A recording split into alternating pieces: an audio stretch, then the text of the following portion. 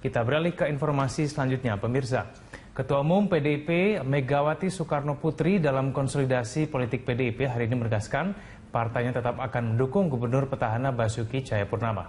Mega juga mengaku menerima dan menghargai apa yang sudah disampaikan Ahok terkait status hukumnya. Masalah Ahok, Pak Ahok, beliau sendiri sudah mengatakan secara terbuka bahwa beliau sebagai seorang warga negara Indonesia akan selalu taat hukum. Demikian juga apa yang saya lakukan, dan saya menerima apapun yang telah beliau katakan. Hanya yang ingin saya ingatkan kepada seluruh bangsa Indonesia, saya ini pernah menjadi wakil presiden, dan saya lihat ini sekarang para wartawan banyak yang masih muda. Saya tidak tahu apakah masih mengingat ketika kita baru mengalami reformasi, seperti apa di bagian timur itu terjadi konflik. Dan saya sebagai wakil presiden yang ditugasi oleh presiden pada waktu itu Kiai Haji Abdurrahman Wahid untuk mengatasi dan mendinginkan dan menyelesaikan persoalan itu di sana. Mungkin banyak yang tidak ingat, ataupun bagaimana kalau kita melakukan tindakan itu selalu dengan kekerasan. Saya merasa tidak ada yang kalah, tidak ada yang menang. Yang ada hanyalah kerugian yang sangat besar bagi... Ya pemirsa, Barreskrim Polri telah menetapkan Gubernur DKI Jakarta nonaktif Basuki Cahayapurnama sebagai tersangka penistaan agama. Banyak pihak berharap kasus ini segera cepat selesai dan tidak meninggalkan polemik yang berkepanjangan. Semua pihak diminta menahan diri setelah Ahok menjadi tersangka. Namun pertanyaannya, akankah status tersangka ini akan meredam gejolak di masyarakat? Dan apa antisipasinya jika gejolak tetap terjadi? Untuk menjawab persoalan tersebut, sudah ada narasumber bersama saya di studio. Yang pertama adalah Bapak Yunar Ilyas, Wakil Ketua Umum Majelis Ulama Indonesia. Assalamualaikum, selamat sore Pak Yunar. Salam. Terima kasih sudah bergabung sama kami. Kemudian juga di Skype, di line Skype sudah terhubung dengan Direktur Wahid Foundation, Mbak Yeni Wahid. Assalamualaikum Mbak Yeni. Waalaikumsalam warahmatullahi wabarakatuh. Baik Mbak Yeni, ini sekarang sedang mengarah kemana Mbak? Apakah sedang ada satu acara tertentu sore hari ini? Iya. Kebetulan kami ada acara peringatan Hari Toleransi Sedunia yang lokasinya ada di UNJ di Rawamangun. Yeah. Jadi memang setiap tahun kita selalu menyelenggarakan acara-acara yang untuk gunanya menyadarkan masyarakat tentang pentingnya toleransi untuk terus digulirkan. Berarti hari ini tepat menjadi Hari Toleransi Sedunia begitu ya Bu Ina. Dan kita berharap dengan hasil keputusan dari pihak kepolisian untuk kasus penistaan agama ini pun juga bisa menghidupkan kembali toleransi yang ada di Indonesia, terutama Pak Yunar mewakili MUI juga merasakan hal tersebut. Ya, sebenarnya toleransi itu tetap ada ya. Ya. Negara Indonesia ini kan negara paling toleran dari segi agama sedunia. Betul.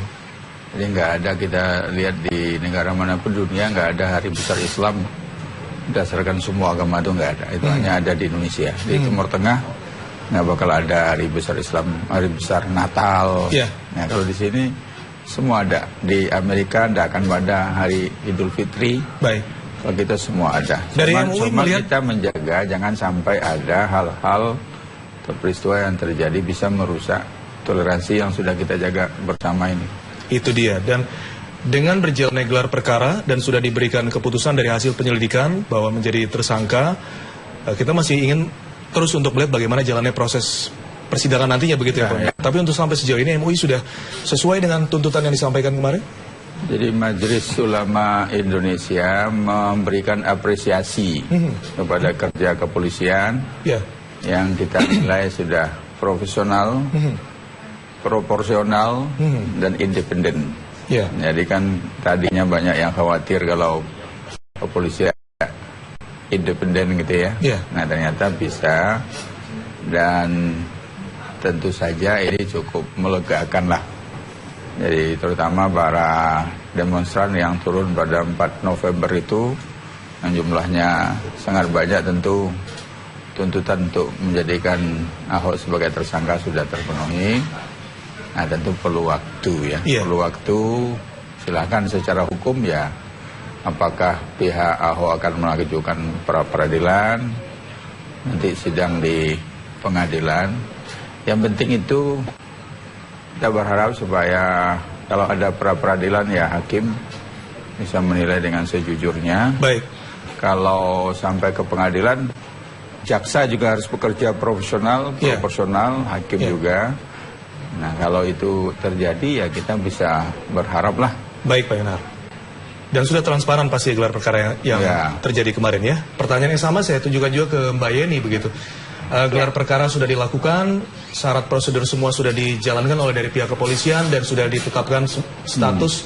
Dan kini kita menunggu bagaimana proses hukum ya. Kalau Mbak Yeni melihat bagaimana Mbak? Sudah sesuai kan semuanya?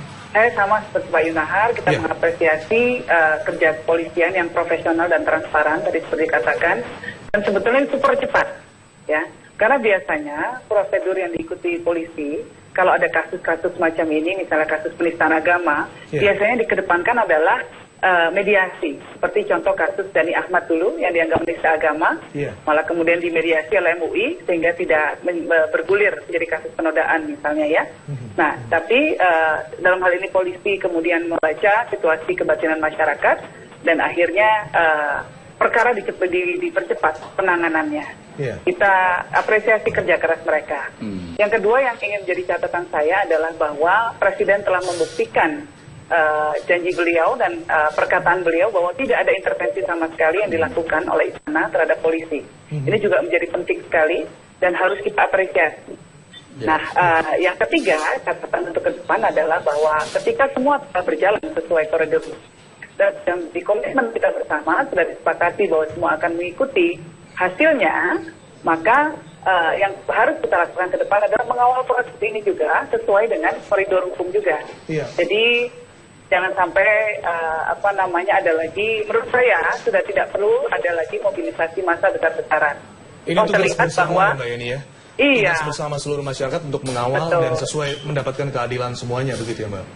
Dan walaupun dikatakan kemarin ini kasusnya hanyalah kasus satu orang semata, Pak Ahok ada yang mengatakan seperti itu, tetapi tidak bisa dipungkiri bahwa imbasnya telah ada tercipta sekat-sekat di masyarakat.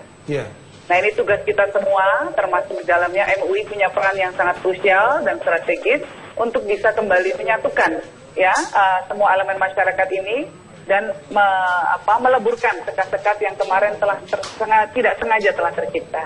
Baik, tadi ada satu hal yang menarik Mbak Yeni sampaikan bahwa pihak kepolisian bisa membaca kebatinan dari masyarakat. Jadi memang kalau proses hukum memang diselesaikan secara hukum, tapi untuk masalah hati mungkin tersinggung atau apa, memang harus diikuti tuntutannya begitu ya Pak Yunari. Tapi juga ada masukan dari Mbak Yeni, dari MUI untuk bisa kembali mempersatukan sekat-sekat tadi begitu Pak Yunari. Mungkin akan bisa dilakukan sehingga isu yang disampaikan bahwa 25 November nanti akan ada aksi lagi juga tidak terulang lagi begitu Pak. Ya memang itu menjadi tugas kita bersama, merawat demokrasi, merawat toleransi, kerukunan internal umat Islam, kerukunan antar umat beragama. Jadi itu harus dituntut kepada semua. Mayoritas dituntut, minoritas apalagi. Jadi jangan sampai karena alasan toleransi terus hak-hak mayoritas tidak terpenuhi. Jadi ini yang dibaca oleh Polri. Jadi memang ahli pidana kan mengatakan ini memang tidak bisa didekati secara pidana saja. Nggak bisa lihat satu sisi. Maka kita lihat kerja Polri itu kan saksi ahlinya banyak sekali. Ada saksi ahli agama Islam, ada saksi ahli pidana, ada saksi ahli bahasa, bahkan ada saksi ahli psikologi. Nah terus dipertimbangkan semuanya dan digelar perkara. Ini mungkin suatu yang baru ya di penyelidikan ada gelar perkara begitu. Betul. Tapi ini walaupun sebenarnya dalam KUHP juga diatur ya Pak. Biasanya memang setelah penyidikan baru ada tersangkanya ya. Tapi dengan pembuktian awal dari hasil saksi ahli didatangkan, barang bukti video pun dihadirkan, bisa ditetapkan. Jadi ini ditetapkan, sudah ditingkatkan dari penyelidikan kepada penyidikan. Nah, kita berharap kalau semua aparat hukum, penegak hukum bekerja secara profesional seperti sekarang ini, insya Allah nggak ada masalah. Masyarakat masih, kalau menurut penilaian saya, masyarakat masih percaya kepada hukum. Ini suatu yang perlu kita Ini bukti syukuri. Indonesia, masyarakat Indonesia masih percaya dengan hukum. Kalau masyarakat sampai nggak percaya dengan hukum, itu berbahaya.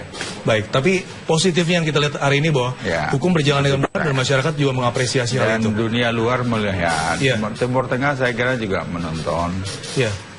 Nggak kebayang kalau misalkan di Timur Tengah 2 juta orang demo, terus bisa bersifat tenang, aman, itu Indonesia sudah buktikan. Karena ini demo kaum terdidik, terpelajar. Baik Pak Yunar. Selain tadi mengapresiasi untuk pihak kepolisian, Mbak Yeni juga pasti akan memberikan apresiasi untuk masyarakat Indonesia, sama halnya seperti Pak Yunar mewakili MUI ya Mbak ya? Iya betul. Saya sudah tekankan berkali-kali apresiasi saya terhadap demo damai yang kemarin berlangsung. Dan itu imbasnya luar biasa, karena apa? Menunjukkan bahwa Islam di Indonesia itu sangat bisa berjalan dalam koridor demokrasi. Ini dua hal yang sangat kompatibel.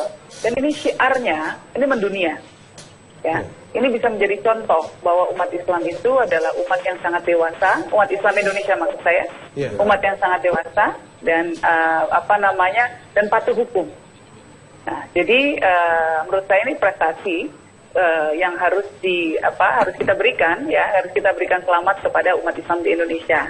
Nah, kita jaga terus ini suhunya sekarang yang sudah dewasa, sudah matang. Nah, cuma ada satu hal ini yang sekarang saya rasa perlu dicairkan kembali, dan saya setuju dengan dikatakan Pak Yunar tadi. Toleransi betapa penting sekali dan menjadi tugas kita semua untuk menguatkan kembali rasa toleransi di antara sesama kita. Namun saat ini kan seolah-olah telah terjadi dikotomi. Kemarin lah, bukan saat ini, ke depan sih enggak ya insya Allah. Telah terjadi dikotomi, seolah-olah yang mengusung jargon toleransi itu pasti pro Ahok. Nah, terus kemudian yang mengusung jargon pro hukum itu adalah anti Ahok, seolah-olah begitu. Yang tidak ikut demo itu kafir, yang ikut ikut demo radikal. Ini kan dikotomi semacam ini harus kita buyarkan. Mbak Yeni, berarti nggak boleh ada semacam itu. Ada terobosan hukum dalam seperti gelar perkara kemarin agar dipercepat prosesnya.